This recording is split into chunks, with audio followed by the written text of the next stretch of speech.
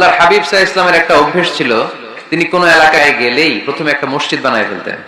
সুবহানাল্লাহ পড়েন। তার মানে মসজিদ কেন্দ্রিক তিনি শখ করতেন, আগে মসজিদ তারপরে শখ। যেমন তিনি মক্কা থেকে যখন মদিনায় হিজরতে আসবেন, মদিনায় ঢোকার আগে কোবা নামক একটা এলাকায় তিনি কয়েক সপ্তাহ ছিলেন। ওখানে এই 2 সপ্তাহের ব্যবধানে একটা মসজিদ বানায় ফেলছেন, মসজিদে কোবা।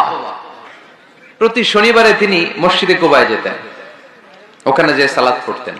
এবং আল্লাহর হাবিব বলেছেন, শনিবারে যদি কেউ সকালবেলা আপনারা যে কোবা মসজিদে যে অজু করে, ঘর থেকে অজু করে যে 2 রাকাত সালাত পড়েন, তাহলে উমরা করলে, একটা মাকবুল উমরা করলে যেই সওয়াব, ওই সওয়াব আল্লাহ আমলনামায় দিয়ে দিবেন। কোবা থেকে তিনি মাইগ্রেট করলেন মদিনায়। মদিনাতে যেও তিনি একটা মসজিদ প্রতিষ্ঠা করলেন, মসজিদটার নাম মসজিদে নববী। আল্লাহ রাসূল সাল্লাল্লাহু আলাইহি ওয়াসাল্লাম খুব চমৎকার লোকেশন বাছাই করতে পারতেন। তিনি দেখলেন কোথায় করলে ভালো হয়, কোথায় কোথায় খুঁজতে খুঁজতে এমন জায়গাটা পছন্দ হলো